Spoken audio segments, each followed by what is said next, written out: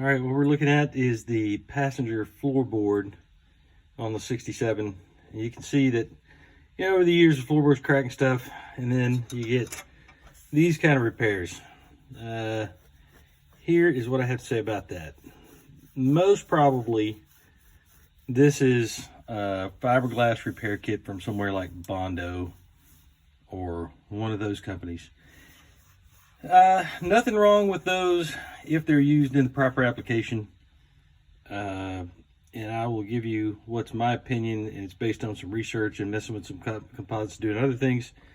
So this is a fiberglass repair, and it's probably either polyester or vinyl ester resin. These cars, especially, 67, anything on from there, you'll have to do some research. The type of fiberglass that they use, you would be best served by doing this first thing as a minimum, which is using epoxy resin instead of either vinyl ester or polyester. Epoxy resin is a lot tougher and sticks to this type of glass a lot better. The other thing I would suggest is not piling a bunch of stuff on like this. Rather, make a pattern, and then things have come a ways since the days of fiberglass. I would make this repair in carbon fiber, 4-5 layers, something like that. Make it look nice, peel ply on top of it, and then let it go from there. And I'll show you what mine looks like when it's all said and done with. There's a bunch of valleys, down in here, and I'm trying to sand this fairly smooth. Of course, it's about the most difficult place to get because you got 3 or 4 angles meeting there. But sand it smooth, and then probably use a structural filler like you use the epoxy resin, and then an additive from somewhere like West. You'll see some of the fillers that they put in are more for just lightweight or shaping or something like that. And then there are some fillers that are used more for structural stuff. In the old days, they used cotton flocks. Cotton flocks works fine, but West makes a really good product. They don't sponsor me or anything. I've just used their stuff and I liked it, so that's probably what I'll use. And then over the top of that is going to be carbon. Carbon's a lot stronger. It's stiffer. It's lighter. It's everything you're looking for. And these days, it's not that much more expensive than glass, and you can order it from a bunch of different places online. So just some regular 2x2 twill will probably work fine on something like this. Still looking at the fiberglass so-called repair here. I want to show you something. You see how you can see completely white fibers in there? All right, the rest of this stuff, before you sand it, looks kind of translucent and yellow. This is a really bad lamination. Okay, when you're laminating fiberglass parts together, man, I see guys do this sometimes on the internet. They're just like piling stuff on there, and then they put the resin on and think that they're getting it in there just because they're jamming it in there with a paintbrush or something. That is not the way to do a lamination with any of the composite products. So if you're going to do one of these repairs, what you want to do is you want to measure, pre-fit all your glass or carbon or whatever you're going to use. Carbon, Kevlar, there's a ton of different stuff you can use out there. I would stay away from the Kevlar unless you got a really good, expensive pair of cutting scissors for them. It's really difficult to cut. Anywho, you put, typically what you'll do is you'll put some resin over the area that you're trying to repair if you're going to do a wet layup. And then while that's sitting, as long as you don't have something that kicks really fast, you can go ahead and do your laminations with the pieces of cloth. So put one piece of cloth down, put your resin on top of it, make sure that it's entirely wetted out, roll it or squeegee it, make sure it's wetted out. If it's glass, it's going to be translucent. It's going to be clear. Okay, you should never see white after you've started making a lamination. All right, so do the first layer, then do the next. You do the same thing. Put the next layer down dry on top of the first layer that's already wetted out. Wet out the second layer, squeegee it, get all the bubbles out, make sure it's translucent, and keep doing that until you get your buildup that you're looking for. And then come into the repair, place the fiber that's all the lamination that's already wetted out on top of the repair, and then roll it out too. Okay, roll it out, get all of the bubbles out, make sure it's entirely wetted out. And then put some peel ply on top of it, and you can even put some kind of absorbent on top of the peel ply. Roll that down, roll the peel ply first, so make sure that's done really good. Then you can put an absorbent layer on top of that. You can roll that down if you want to, or just use it to soak up some of the resin that you don't need. Excess resin doesn't help. Okay, just a bunch of stuff, like there's all kind of stuff just gooped on up here. You see how brittle this is? See how it comes right off? Okay, you're not doing any good with excess resin. All that is just crap to clean up later. And that's what a lot of this around the edges, I mean, there's just resin piled on there. That doesn't give you any strength. You have to have the resin and the glass or the carbon. That is why they call it composite. But yeah, so this is not the way to do it. And we'll fix it. So now I've gotten down to the extent of the damage, okay? The real deal. And look at all this. Look at all that. Let's just pile stuff in there and go for it. Jeez. Yeah, that's not good. I say that, it held for a long time. So, I don't know how old of a repair I'm dealing with, but a lot of this stuff is old school, and doing old school stuff, they did it their own way. You can see it's got some holes drilled down there. That is probably to help the glass grab a little bit better. Underneath it, when I pulled this last huge chunk off, there's oil. The repair was not. Yeah, it wasn't going to stay forever. When there's oil up under the glass, it's not going to laminate well, and that's what we see here. It looks like the hole went all the way through. This car was drag raced a lot, and it's now got a scatter shield on it, which makes me wonder if they didn't toss pieces of the flywheel or clutch or something out the side. Wouldn't be surprising, right? So we'll have to look at that. Things I plan on doing: I'm going to prep this. I'm going to go ahead and degrease it, remove all the oil and other stuff that's under there. That's going to be the first thing. Prep it by sanding, probably with either 60 or 80 grit. You go as low as 40 if you want to. You just got to be careful. Get a grit of sandpaper that you can control, and that's going to put some tooth on the repair. And then I will go back over this, since some of this original fiberglass was delaminated to start with, and I've run across this in a couple other places on the car. They press the fiberglass pieces together. If it was too dry, or they suck too much of the resin out of it, well, then it delaminates. But I'll use some of that epoxy resin and some of the West stuff that I was telling you about, the structural, it's listed as a structural filler or structural adhesive, over the top of that. Come back, sand it to give it tooth again, and then do a carbon repair on top of that. And then the next thing will be taking the shifter out, and then dealing with the transmission tunnel, which has to be raised since the T56 Magnum's going in here. Sorry about the lighting, best I can do. There you go. This is post-prep for the repair in that corner area down there. So it's been degreased, sanded with a couple of different grits of sandpaper, trying to get everything as smooth as possible. I actually may touch that right there one more time. But so here's the plan. The plan is to mix up some of this West System stuff, and I'll get the number for you when I do that, with some epoxy resin.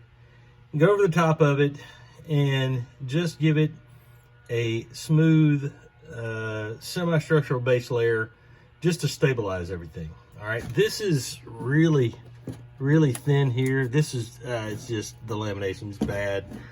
But what'll happen is I'll put my lamination on the inside here, and then once I get up under the car, get the engine pulled out and do all that, if I need to, I will tend to the backside of it by sanding what you see here off until I get down to the carbon, and then come back with another carbon layer or two on the bottom side, and I will get to that. It's just I'm going to take care of this part first. So give it a base layer, kind of smooth some of that really nasty looking stuff out, and then go back, sand that, give it some tooth, and then carbon on top of that. So probably a big carbon patch here, maybe 2 or 3 layers. I will put a carbon tape along the floor there, and then maybe another 2 layers of carbon as an overall. That's going to be a little bit larger in size, you know, that'll go down and cover kind of where the original patch was. It just won't be a bunch of piled on crap. I guarantee you it's going to be a lot more stable, a lot. So you'll never see this, but I know it's there. I'm back at the shop, and I just thought I'd show you the stuff that I'm using. Not advertising for them. I've used this stuff.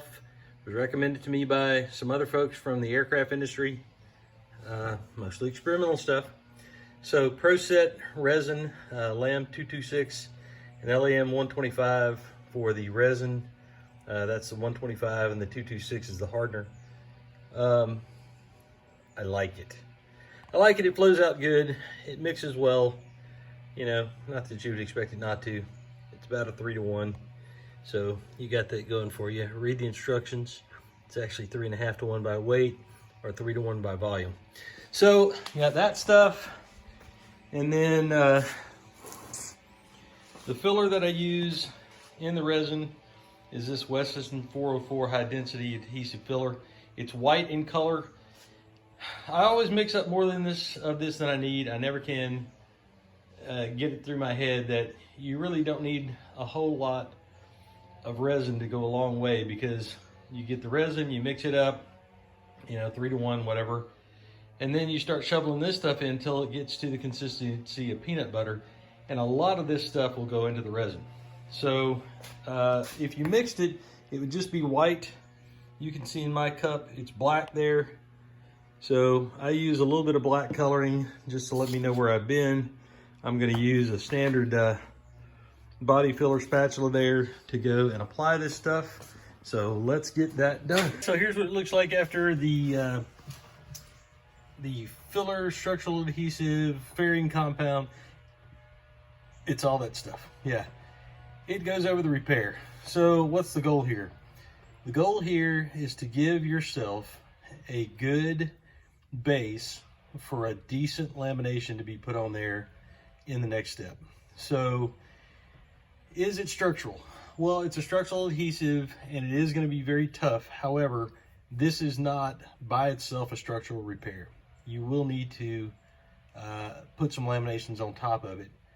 I mean, that only makes sense, right? It has very few fibers in it. It's got particles from the 404 style filler, but it's not what's going to be giving this thing structural strength. So it does fair out some of the rough spots, and I mean, I can go back and do a little bit more smoothing, which I will do, but it gives you a nice flat surface. So when you do make your structural repair with your laminations on top of it, it doesn't look like a huge glob of mucus, okay? So it should not look like that. So smooth it out. And that's it. Now I'm gonna let this completely dry. Could you do your laminations right over the top of it? You could, but if you start pressing down on the laminations and this stuff is not dry, you're gonna end up with divots in your laminations more than you would want. So let it dry, sand it smooth, and with like 60 grit. Don't sand it off, just sand it smooth, and that will be your basis for the laminations of the carbon in the next step. And then from there, we can put our peel ply on top of the laminations of carbon, wait for all of it to dry, you know, squeegee it out real good, make sure it's flat, blah, blah, blah. And then away we go. I'm not a professional at this, but I did stay at Holiday Inn Express last night. I've got the advanced degree in applied science. I don't know. I guess that's enough. Who cares? Who cares? Anybody can do this. You just got to get out there and do it. All right, back on the passenger floor pan. This is what it looks like after prepping. Basically, the part I showed you, I got the stuff put on there. It's already stiffer. I mean, you can feel it, which is pretty nice, especially that one patch that was left, that one piece of fiberglass that's kind of on the inside down there. You know, it wasn't wetted out, but that part, after I degreased it, wasn't too bad, so I left it and went ahead and just put my little mixture all over the top of it. I used some heat via a heat lamp to make it kick, and it's fairly dry. It's ready to go on to the next stage. You can see it's still got kind of a indented part right there. So what I'm going to do is start the scab patch process with a couple pieces of carbon that I'm going to go in back and laminate, and I'm going to put them there first. The piece is about 5 by 9, so that's what I'm going to use. And then I may trim it some. So the way I'm going to do the carbon on this, first of all, figuring out how much resin you need. If you have a gram scale, which you will need, you weigh the patches of carbon that you've cut out. And you need 1-to-1 of carbon and epoxy to get rolling on this repair. So if you got a 15-gram piece of carbon, you need at least 15 grams of epoxy. Always mix a little more than that, because you'll want to put some epoxy down on the patch area before you put your laminate down. Okay, so I'll show you my setup for how I do this, this lamination stuff. So what I got here is a piece of painter's drop cloth. It's just light plastic. You can use trash bags. You can use anything from that. So I got one on the bottom. I've got my 2 layers of carbon here. Right, you put those at, you know, put the weaves at 45-degree angles to each other. So this one, the weave is kind of going up and left. I'm sorry, up and right, if you will, and the weave on the other is kind of the opposite, up and left. All right, so that's max strength on there. I will weigh those 2 pieces. I will mix enough epoxy to have at least a 1-to-1 ratio with that. Wet it all out, squeegee it, roll it, and then the other piece of plastic goes on top like this while you're squeegeeing and rolling. Okay, then you'll take the whole thing up to your project, and what you can do is put the sandwich, so to speak, on top of wherever you're going to patch, trace around what you actually want the shape to be, and then peel one section of the plastic off. Make sure you got some resin down on the fiberglass. I'm using epoxy resin. I would suggest you do the same. And then you put it down, roll it, squeegee it, pull the top piece of plastic off, because you put it face down where you pulled the one piece of plastic off of it. And then your patch is set in place. So at that point, you can put peel ply on top of it. You can get peel ply. It's just a nylon cloth kind of stuff. It's this stuff. I'm gonna put that on top of it, and then you squeegee all the excess resin out, put some heat on it if you want to, especially when it's cold outside, and then let it dry. So I'll get to work on that. I'll show you what it looks like once I get the patch on. I forgot to tell you something. So if you're cutting carbon, I had these scissors. These are pretty expensive. FINNY is the company, or they're called Tech Scissors, TEC, one of the two. I don't know which one of them is a company, either Finney or Tech. But these bad boys are good for cutting carbon. They'll cut carbon Kevlar, but you want to hide these. They're freaking expensive, man.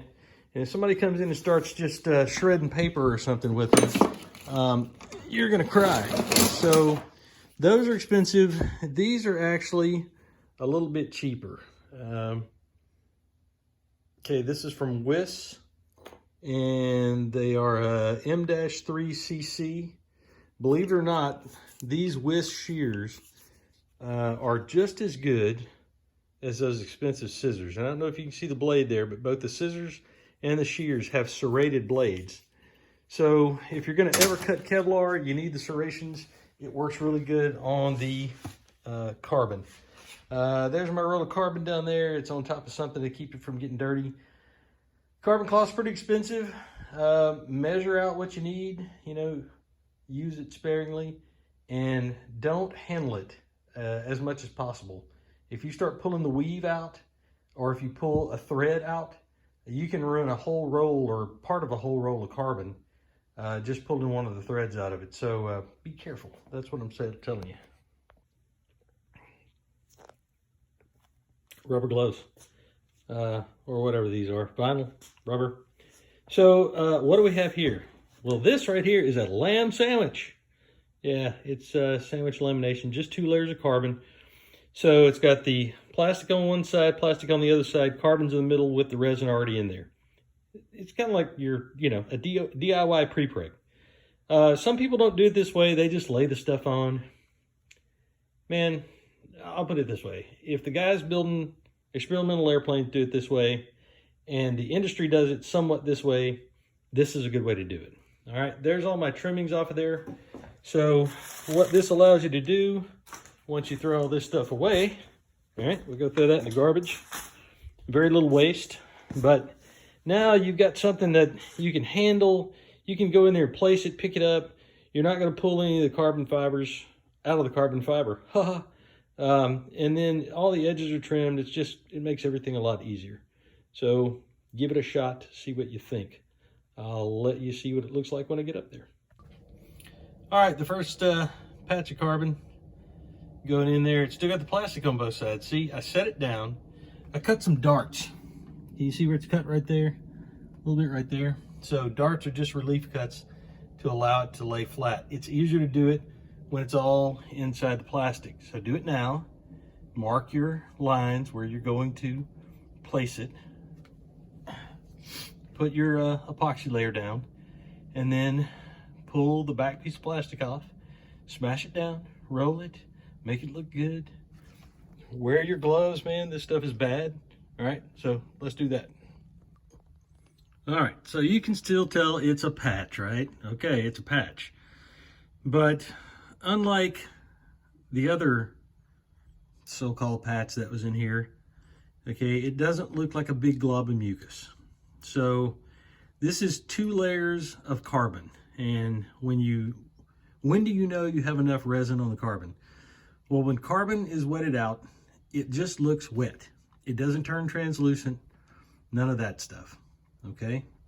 So after I put some epoxy down underneath where the patch was gonna go, just a little layer. I mean, you don't need extra epoxy. Extra epoxy or resin of any kind adds brittleness. It does not add strength, okay? It's a matrix. You gotta have both in the right ratios. It's good stuff. So I put it down. I made sure the darts are in the right place. You know, peeled that piece of plastic off, slapped it on there, and then did everything I could to get it where I needed to go. And then after that, I use these fiberglass rollers or composite rollers. You roll that all in place. You want to get all of the air bubbles out. You want no voids. No voids. Voids are weakness. You don't want that. So the next thing after that will be to put this peel ply on top, and then put some resin on top of that, and then roll it out again. And you try to get the peel ply where it's picking up any extra resin, and you may have to use some resin to laminate it on top. What that's going to do is when you peel the peel ply off tomorrow, because the peel ply will not stick to all this stuff, then you get this kind of checkerboard looking finish. It's the same stuff that's in the cloth, and it gives you a better mechanical bond for your second, third, fourth, however many layers you can put down. Carbon fiber, you can just book it. It's about twice as strong as glass per layer. So with multiple layers of carbon in here, and I will definitely have a strip that goes here. All right, probably another big strip that goes up there, and then maybe one coming back this way. So a couple of layers of all those. This floorboard will be stronger than it ever came from the factory. So I'll go ahead and get the peel ply on. All right, here is the semi-finished product. So that's a peel ply all over the top of it, just like it sounds. When everything is dry, you're gonna come back out and you're gonna peel that stuff off. And I mean every bit of it. If there are any strings, strands, whatever, do not laminate over the top of peel ply, because layers of composite do not stick to peel ply. Some guys in the experimental aircraft community got in a hurry. They found that out the hard way when their aircraft delaminated in flight. So don't do that. You can see there's a few air bubbles in there. You don't want that in your laminations. However, on the peel ply, it just means that, you know, it's pretty stiff. It doesn't sit down everywhere equally. You got to dart it just like you did your lamination. But what's going to happen at those places where there's some small bubbles, you're going to need to run some sandpaper across that. Speaking of sandpaper, if you're going to sand carbon, you need to have some breathing protection on, dudes and dudettes. This is not stuff to mess around with. It will really mess up your lungs. So make sure you have the right PPE. I mean, geez, everybody's wearing a mask in the world now these days anyway. So, you know, you'll just fit in with everyone else. Except this time there's a real purpose to it. Don't get me started on politics. Just stop it. Stop. Okay, stop. Anywho, so that's how it's going to look. I'm going to put some heat on it. Now it's time to clean up. Clean up everything with acetone. Clean it up now. I don't care how tired you are. If you don't clean up your expensive scissors, your shears, and your rollers, they will be trash when the epoxy dries. So do it now. Do it right. Do it once. There you go. Okay, I'll show you some more when it is all dried up. Okay, here we are the next morning. I have peeled off the peel ply, and this is what we got. So you can see the contours of the floorboard in there. You know, it doesn't look like a huge booger that's globbed on. Pretty darn smooth, very strong. If you were here, I would let you check it out, but you're not. So it's very strong. Remember I told you that the places with the bubbles, not that big of a deal. This is one right there, and you can tell because it's really shiny. Okay, so this is not carbon fiber for looks. It's there for strength, lamination. If you wanted it for looks, you could not put peel ply on top of it, and then it would come out nice and shiny like that. All right. If you want it even smoother, you could use flood resin or thin resin that you have to put another coat on top of it and sand it and polish it and do all that stuff. Anyway, those kind of bright or shiny spots like that, before you laminate on top of them, you need to sand them really good, have your mask on, and then give the next layer of laminate something to grab onto. Put a tooth on it, you know. I'll do that down in that little corner right there by hand. And then after that, I'm going to put a few more laminations in. Make sure that I'm not going to have any problems in the future. The piece that's going across the bottom right here, once I get that ready, it'll probably just be like maybe a 3 or 4 inch tape. And I might use some carbon Kevlar that I have. The advantage of carbon Kevlar, if the carbon were ever to crack, so something to really smack the bottom of the floor pan really hard, the Kevlar will not shatter. So the resin kind of cracks up and goes out of it, but the Kevlar itself doesn't let go. So you're not going to have, you know, a big hole there. You actually have a pretty good basis for the next repair if you ever had to do it. It's just it's very tough thread, but like I said, it's tough to work with too. You laminate it, just like regular carbon or fiberglass, but cutting it and sanding it is a different deal.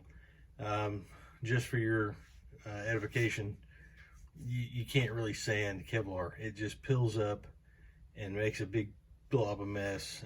You're always going to have frayed ends, so you laminate it all down. Make sure you cut it exactly like you want it before you put it down, and then don't worry about sanding it, because it's just not going to do it. Could I have done this in fiberglass? Yeah, you could do that if you want to save yourself a few dollars. However, you know, do it once, do it right. This may not be OEM, but if this car were built today, this whole car would probably be built out of carbon fiber. So I figure, why not use the best material that's available? All the OEM guys are using it. You see it everywhere in racing. It's not used because it's pretty. It's used for its strength, and that's why I chose to use it here. But you can do the same thing laminating fiberglass cloth. You know, using the shredded fiberglass, yeah, you could do that. It's good for filling spots and stuff like that, but in the big picture, not near as strong as what you're looking at. Here's the second part of the repair going in. This is 2 layers of carbon Kevlar. It's actually got dyed blue Kevlar in it because it was for another project that I was working on, but it will work for our purposes. So 2 layers of carbon Kevlar on top of the original carbon patch, and then the next thing will be a couple more layers of carbon over all of it, and then we'll call it done. I am getting epoxy on my phone for you. Okay, so these are my 2 final laminates. Yeah, I'm gonna go ahead and show you the whole thing. So you can see that is a lamb sandwich, so 2 pieces of plastic with a BID layer in between it, so that's 2 layers of carbon. So you can set it on there, you mark it. You can see I've got my marks where it's gonna go, blah, blah, blah. I've got some darts marked that I'm gonna wait until I pull the back piece of plastic off, and then I will go ahead and get that done. So let me get moving, and we'll see how it turns out. All right, this is a base layer of epoxy to put the lamb sandwich down. Notice there's not globs of stuff everywhere. It is a ever so thin layer of epoxy. Just something for it to stick to and slide on when you put it down there. You don't glob it on, man. You just don't do it. Don't do it. It's just a waste. It's wasting your time. Okay, this is the 2-ply laminate set in. It's got a couple of darts cut in it. I don't even have the back piece of plastic off of it yet. I haven't rolled it. You see how smooth it sits? You can make everything work just perfect. Man, that's what I'm looking for right there. All right, let's continue.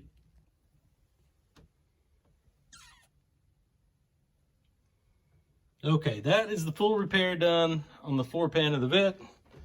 You can see I've got the dash and everything out. The next thing I'm going to be doing is doing the vintage air install, that, and putting all the sound deadening in, and then this whole console thing with a piece from Dynamic Corvettes. And it may only be a partial on it because they don't make one for the 67 parking brake. Anyway, so is that a repair that you can be proud of? It's a repair that I can be proud of, that's for certain. I am not going to peel ply on top of it here. I'm going to leave it nice and shiny. So one day when people pull back the carpet and pull back the padding and pull back the insulation, they'll go, ooh, somebody knew what they were doing on a carbon fiber repair. Can you be proud of that? Can you? I think your mom would like that, right? She'd be proud of you for that kind of thing. Make sure that you roll everything out really well. So very light coat of epoxy when you put down your laminates. Put it down, dart it, do everything you need to get it tucked in, peel all the plastic off, etc. But make sure you get your roller out, roll it down to make sure that the pieces of fiber, of cloth, are integrated really well, and that you're rid of voids. See, I can't tell if that's a void right there or not. But in the composites industry, voids, no, that's not a void, it's a bump in the glass right there. In the composite industry, voids are not your friend. If you have a void, that is an area that doesn't have the strength that the rest will have because it's not integrated together with all the other layers. So you want to make sure that all the voids are rolled out, no air bubbles. Look how nice and flat that is compared to, you know, just globbing on a bunch of junk. It makes a nicer looking repair, and this is probably the strongest part on the car right now. Yeah, I would say definitely somewhere between 4 and 6 layers of carbon or carbon Kevlar sandwiched in between all that stuff, and this repair is done. Go out and make your Corvette pretty today.